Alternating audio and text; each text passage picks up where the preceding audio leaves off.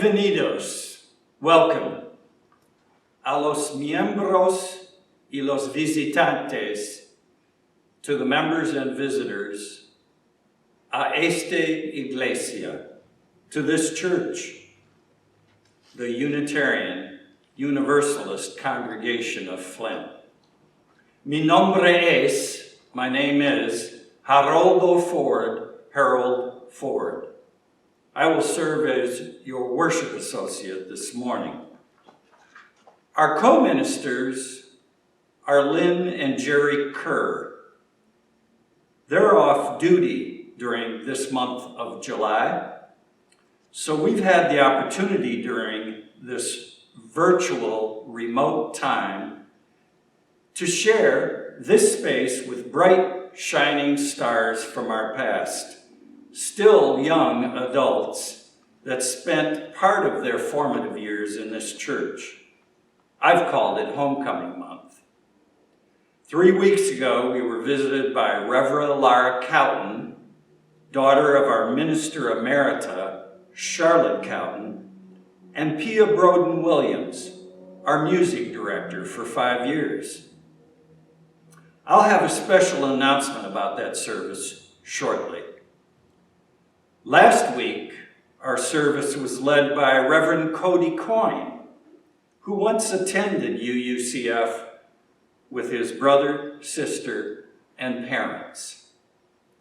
And this Sunday, we conclude Homecoming Month as our service will be led by John S. Straw, the son of longtime members John R. and Ruth Straw. A huge thanks to Sue Kinsey, chair of the worship committee, who arranged these visits. Sue is certainly one of the hardest working members of this congregation. Thank you for your contributions, Sue. I've come to learn that during this time of worldwide pandemic, there are advantages and disadvantages to the amendments of our lifestyles. And that includes virtual, online, remote communications. Lara Cowton visited from Western Canada, Cody Coyne from Manchester, UK, and John S. Straw from the West Coast, California. About John, he grew up in Flint, Michigan. He graduated from Flint Central High School and attended the University of Michigan, where he earned his degree in Spanish and education.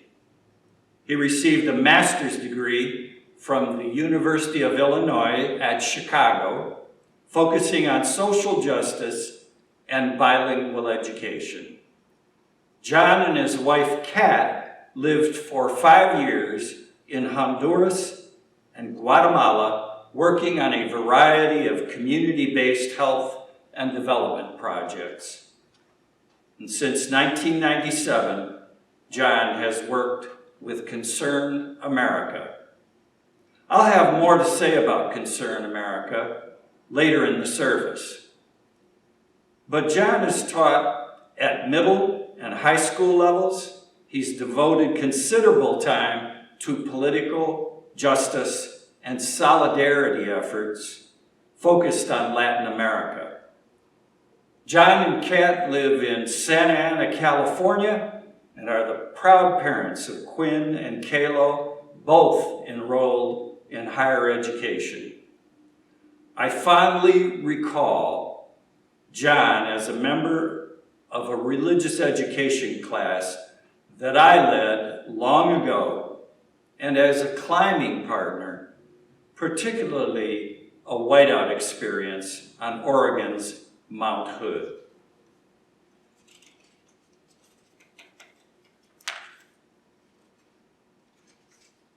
Our announcements are few this morning.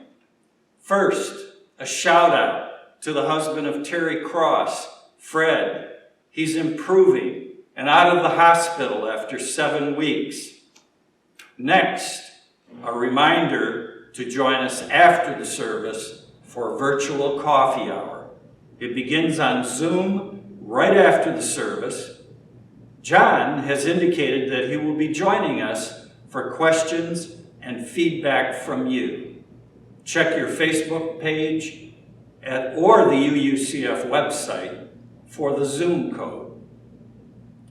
Please ready your candles to be lit at your homes shortly.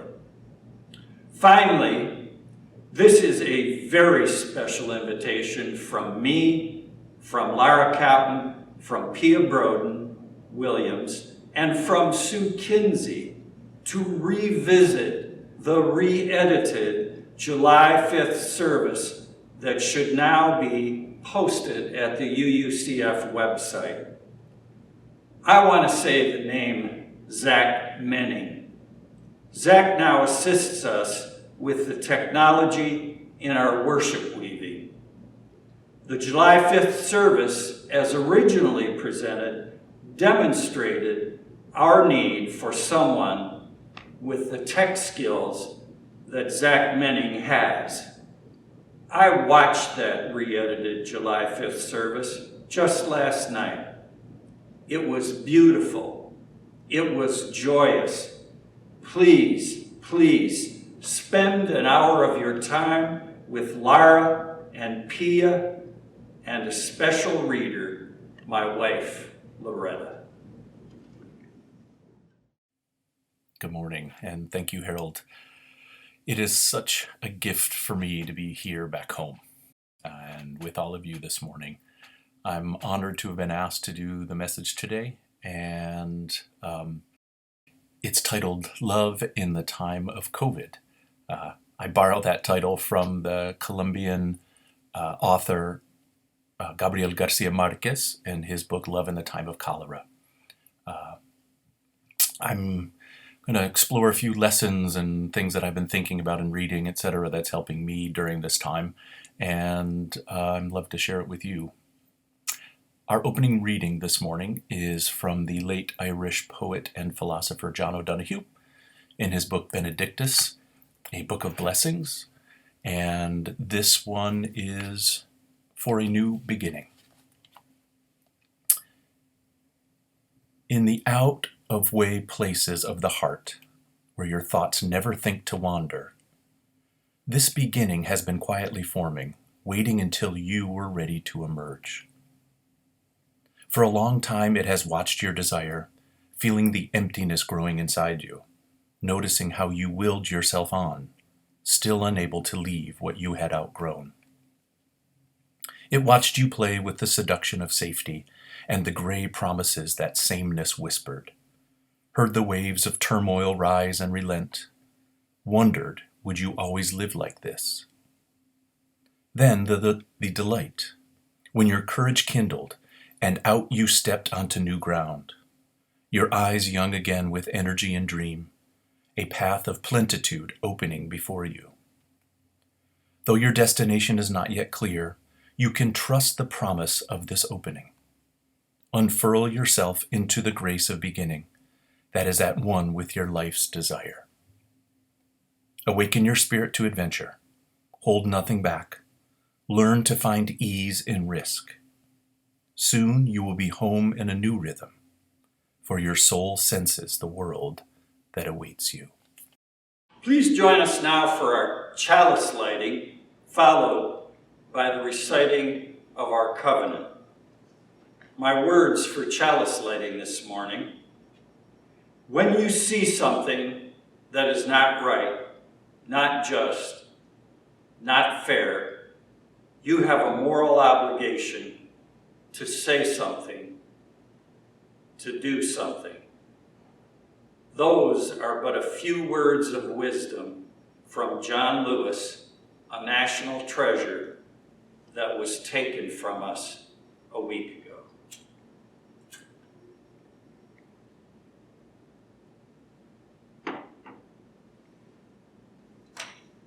And now that our chalice is lit, please join me in reciting the words of our covenant, recognizing the richness of diversity, the beauty and wonder of shared worship, and the transforming power of love and service. We gather as a sacred, intentional community to freely seek knowledge and truth, to celebrate the fullness of life, and by our actions to increase goodness and justice. When my wife Kat and I lived in Guatemala from 1997 to 1999, we had arrived just 6 months after the country signed peace accords that ended its 36-year civil war in that country. This conflict resulted in the death and disappearance of more than 200,000 people, and our own U.S. government and military in this country were deeply complicit in this horrendous war. A report by the United Nations-backed Commission for Historical Clarification titled Guatemala, Memory of Silence, concluded that 83% of those killed were indigenous Mayan, and 93% of all human rights violations during the conflict can be attributed to the Guatemalan military and paramilitary forces. One of the devastating components of the Guatemalan government's terror tactics was the creation of the Patrullas de Autodefensa Civil, or the Civil Defense Patrols, PAC for short.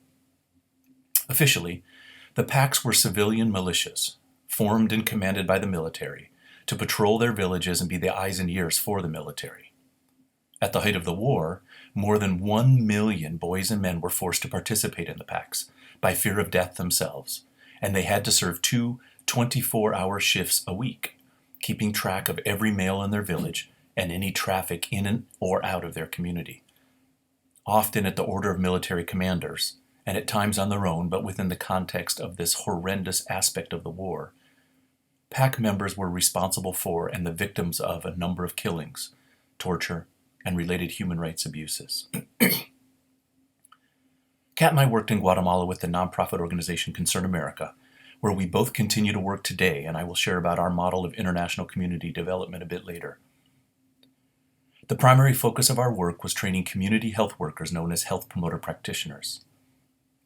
Most of the male practitioners, except for those who were refugees in Mexico during the war and had recently returned home to Guatemala, had to serve in the PAC and did the minimum to try to avoid causing themselves or their families any trouble. One of the practitioners in a training group, however, named Mario, was complicit in the murder of another community member during the war. That community member was the brother of another practitioner in the training cohort. To this day, it is hard for me to imagine sitting in a room with the killer of my family member, no matter the circumstances of a war. Yet here they were, working together to build a new Guatemala by learning to be their village's primary healthcare providers. They were reconciling the past by engaging in the future, and they were doing this by assuming the best in each other, even though they had all the reason in the world to assume the worst. When seeking comfort and hope during this time of COVID, a bully for a president, and continued racial challenges, I find it comforting in a lesson of the story of Mario. Assume the best in others, and more often than not, you will be right. This isn't simply a utopian rose-colored glass statement of an optimist, but rather is backed up by the history of humanity time and time again. Dutch historian Rutger Bregman explores this history of humans, and if we, as a species, tend to favor our good side, or our not-so-good side, in his book Humankind, A Hopeful History. What did Bergman find over and over? That we are overwhelmingly kind and generous to each other, especially in the midst of horrible atrocities. In Bergman's book, you may have heard about this recently in the news, he analyzed the fictional book The Lord of the Flies, in which a group of boys are stranded on an island and, because of our human nature, of course they ended up fighting each other and killing one of the group. Bergman got the idea to search if, in history, there was ever a similar situation of children being stranded together for a long period, and what actually happened. After much research, he stumbled upon just such a story. In June of 1965, 6 boys, ages 13 to 16, eager to flee their strict boarding school on the island of Tonga, stole a boat in hopes of escaping to Fiji. Instead, they spent 8 days adrift at sea, only to land on a remote, uninhabited, and unhospitable rocky island. When they were rescued 15 months later by chance, they were found to all be alive and healthy. They had set up a food garden, hollowed out tree trunks to store water, built a gymnasium with weights and a badminton court, made a handmade guitar out of driftwood, and had a permanent fire they had kept going for over a year. They organized themselves into teams of 2 for garden, kitchen, and guard duty, and whenever they got into an argument, they would go to opposite sides of the island for about 4 hours, and then they would return and apologize to each other. This goodness towards each other can be seen throughout history, though we too often assume the worst in each other. Biologist Franz de Waal calls this the Veneer Theory, which is the notion that civilization is merely a thin veneer that will crack at the slightest provocation. Remember the early stories coming out of the aftermath of Hurricane Katrina? Of roving bands of murderous looters that had taken over the city? And the chief of police of the city had reported that the city of New Orleans was slipping into anarchy. The governor of Louisiana stated, "What angers me the most is that disasters like this often bring out the worst in people." Yet, when the floodwaters subsided and journalists cleared out, a different story emerged of how those there reacted. Hundreds of people formed rescue squads to save people, bolstered by an armada of boats from as far away as Texas arriving to help. A group called the Robin Hood Looters searched for food, clothing, and medicine to give to those in need. And there were countless other instances of human goodness amidst the unimaginable horrors of that event. In short, in response to the tragedy, we humans did not spiral into cannibalism, but rather showed overwhelming courage and charity. This assuming the best or worse in others is also a self-fulfilling prophecy in that we get what we project because we create the circumstances and look only for examples that validate our negative or positive views of each other. Much of the debate around police racism and brutality is the recognition that, in too many cases, our law enforcement institutions view men of color first and foremost as violent criminals, and the resulting levels of violence and incarceration of men of color are a manifestation of this view. Until our society, and by extension what activist and educator Miriam Kaba calls our criminal punishment system, sees an entire group of people as themselves, namely as good people, we will have too many George Floyds and Breonna Taylors. That police chief in New Orleans who stated that the city was slipping into anarchy later was forced to admit that he couldn't point to a single officially reported rape or murder during that time. And it must be said here to my fellow white community that we still have a lot to do in this regard. We have internalized and benefited from centuries of privilege, and we must not stop hearing what our black and brown sisters and brothers are saying to us. And we must not get complacent about our own actions, inactions, or the systems that must change. The recent removal of the Mississippi flag, or tearing down statues of racist figures, are both very important. But this work on ourselves is a marathon, and we must not stop running. If we are more often good than bad, then why do we write and believe in the possibility of stories like Lord of the Flies? Many studies show that we tend to remember negative experiences over positive ones, and similarly, that we more often see the negative around us versus the positive. It is believed that this tendency actually has evolutionary roots.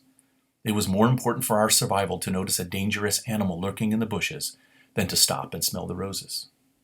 And even more troubling, our focus on the negative brings on greater anxiety, which propels us to feed on more negative news and stories, causing a vicious cycle of cynicism. Yet, is our world worse off now than it was in previous generations? Cognitive scientist Steven Pinker compared recent studies and found that majorities in 14 countries, including Australia, Denmark, Germany, Hong Kong, Thailand, and the United States, believe that the world is getting worse rather than better. Interestingly, China was the only large country in which a majority expressed optimism.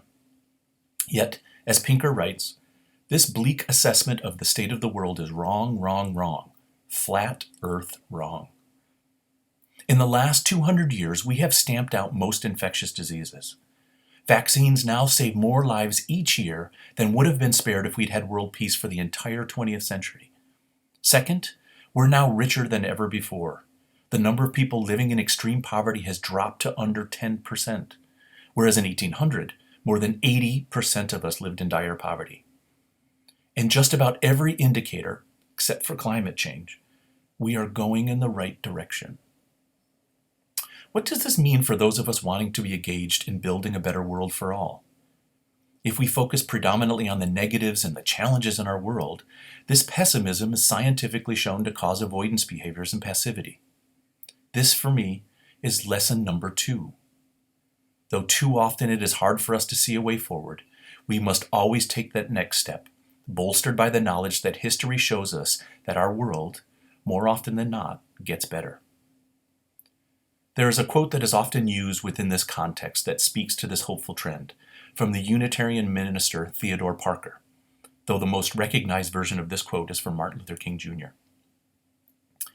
Parker's belief in justice is based on his conscience and personal experience, but the history of the world proves him right. He states, "I do not pretend to understand the moral universe. The arc is a long one. My eye reaches but a little ways. I cannot calculate the curve and complete the figure by the experience of sight. I can divine it by conscience. And from what I see, I am sure it bends towards justice." Despite the serious challenges we face due to COVID-19 and the inactions of too many leaders around the world, I am even more hopeful in our collective futures because of our youth. When I think of my 2 children and their friends, none of them have any issues with gender identity or same-sex marriage. They overwhelmingly supported Bernie Sanders and Elizabeth Warren for president because of their progressive stances on issues like universal health care and related people-centered policies. They have friends of many backgrounds, and they are very aware of politics and the plights of others and have no problem speaking up. I fondly remember a couple of incidents in the life of my children that speak to that hope for a future. When Quinn, who is now 21 and a senior in college, was in preschool, we overheard him say one day when speaking to another child in his class. The boy made the statement that gay people are sick. In response, Quinn said, "No, they aren't. I saw my friends Gerald and John at church on Sunday and they were fine." The boy then said, "Well, Jesus said gay people are bad." To which Quinn asked, "You know Jesus?" Quinn's view at age 4 that our love for each other takes many forms and is a wonderful thing was shared by all of his friends. Our daughter Callow, now 18 and entering Vanderbilt University in Nashville, Tennessee in the fall to study elementary special education, is teaching my wife and I about racial justice. Without prompting, she joined a 6-week anti-racist education and action group for whites, led by a professor from the University of Southern California, gathering together online to explore their white privilege. She enters college many steps ahead of where I was in my self-awareness and understanding of the world, and it is so heartening to see so many youth at the front of the movements of Black Lives Matter, climate justice, and so much more. This leads me to the 3rd lesson that gives me hope, that all people can make a difference. For the past 23 years, my wife Kat and I have worked with the nonprofit organization Concern America. We implement long-term, people-centered community development projects in Mexico, Guatemala, and Colombia, focused on building local capacity in healthcare, sanitation, education, and economic opportunities. Despite the huge improvements in the last 200 years across the globe, over half of the world's population still lack access to primary healthcare services. Many governments lack the programs, funds, and qualified personnel to bring healthcare services to the majority of their populations, and private-based care is too expensive for most people. Those in remote and war-torn regions in particular face additional barriers like living great distances away from the nearest clinic or hospital and higher costs of medicines and care. While methods like sending in outside medical professionals or building clinics can temporarily improve health in a region, they do not address the systemic failure of governments and social welfare systems. In addition, the presumption that one has to be a university-educated medical professional to provide health care further excludes billions of people from access to such care. It is widely known that the educational systems in rural areas are deficient, particularly for indigenous communities, and leave little opportunity for people to reach medical school. Healthcare services then remain dependent on outside medical professionals, who often lack the local language and understanding of the realities of the region, or who travel long distances to existing facilities while community members are barred from developing the skills needed to provide these necessary services. In response, Concern America's innovative health promoter practitioner model addresses the root cause of poor health care in isolated, impoverished regions by engaging the most valuable resource in every village: the people themselves. By building local capacity to provide primary healthcare services, Concern America's trained practitioners develop a depth of knowledge, skill, and ability provided in their native languages that is comparable to nurse practitioners and physician assistants in the U.S. The impact of Concern America's health promoter practitioner model can be seen in the increase of low-cost, high-quality healthcare provided to villagers in isolated, impoverished regions. For example, in Petén, Guatemala, where Concern America operates its largest integrated health program, and where Kat and I served in the late 1990s, the doctor-to-patient ratio is estimated to be 1 to 5,000, and an average health consult costs over $20, and this for families earning little more than $2 a day. As a result of Concern America's work in the region, the ratio of healthcare provider to patient is now only 1 to 500, comparable to the U.S. average of 1 to 400. And the average cost of a consult with a health promoter practitioner is about $3, including lab tests, medicines, and patient education, all in one's own village. Last year alone, practitioners provided 150,000 high-quality medical consults in over 300 communities located hours from the nearest health clinic or hospital, saving and sustaining many lives and collectively saving families more than $2.5 million. All of this was carried out by community members, most of whom have less than a 6th grade education. And the credible work of these practitioners is even more essential recently in the face of COVID-19. The way they organized together to ensure extra supplies of essential medications in all communities, to share updated information on COVID, and set up their teaching and home clinics to safely see patients is inspiring. They have created a functioning public health system that could teach us a lot in this country.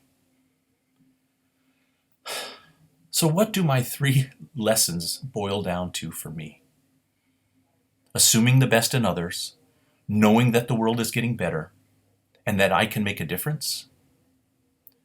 These all show me that there is love in the time of COVID. Love for each other, love for our world, and love for myself.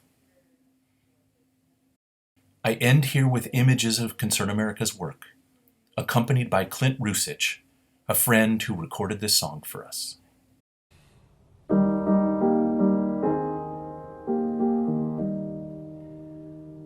Broken windows, empty hallways, a pale-lit moon and a sky streaked with gray.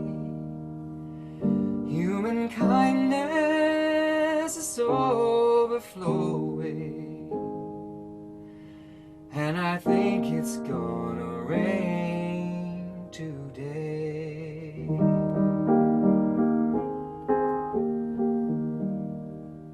Scarecrows dressed in the latest styles, frozen smiles to chase love away.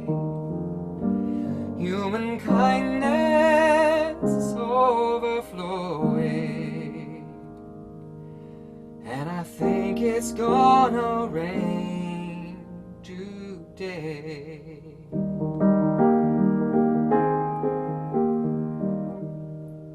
Lonely, lonely, tin can at my feet, think I'll kick it down the street. That's the way to treat a friend. Right before me, signs implore me, help the needy and show them the way. Humankind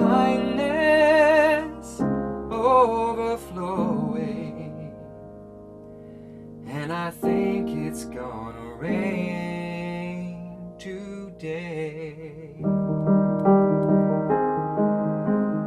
I think it's gonna rain today.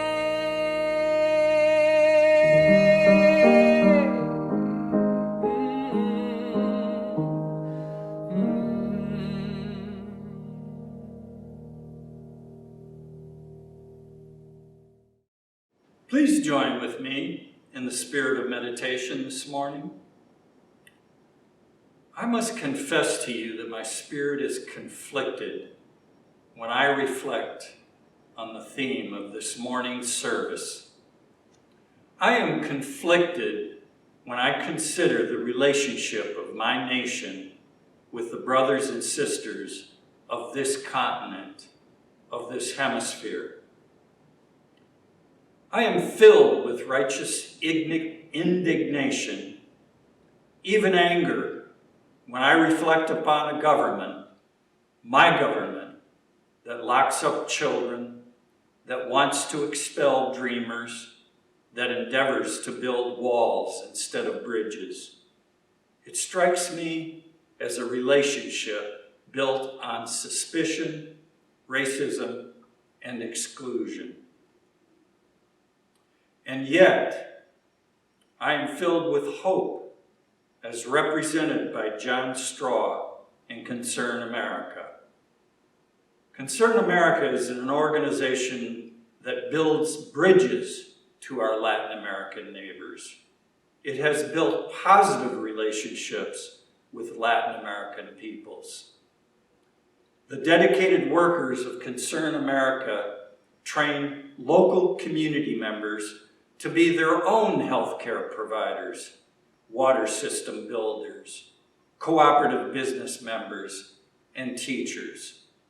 Concern America is built on love, dedicated to the service of uplifting our Latin brothers and sisters. So this morning, I am asking you to consider supporting Concern America as I do. You can visit their website at concernamerica.org, or you can ask John about how to support Concern America during coffee hour. In a way, Concern America represents the embodiment of many of our Unitarian Universalist principles: justice, equity, and compassion in human relations, the goal of world community with peace, liberty, and justice for all. Our closing reading today is by poet Marge Piercy, and the title of her poem is To Be of Use. The people I love the best jump into work head first without dallying in the shallows, and swim off with sure strokes almost out of sight. They seem to become natives of that element, the black, sleek heads of seals bouncing like half-submerged balls. I love people who harness themselves, an ox to a heavy cart, who pull like water buffalo with massive patience, who strain in the mud and the muck to move things forward, who do what has to be done again and again. I want to be with people who submerge in the task, who go into the fields to harvest and work in a row and pass the bags along, who are not parlor generals and field deserters, but move in a common rhythm when the food must come in or the fire be put out.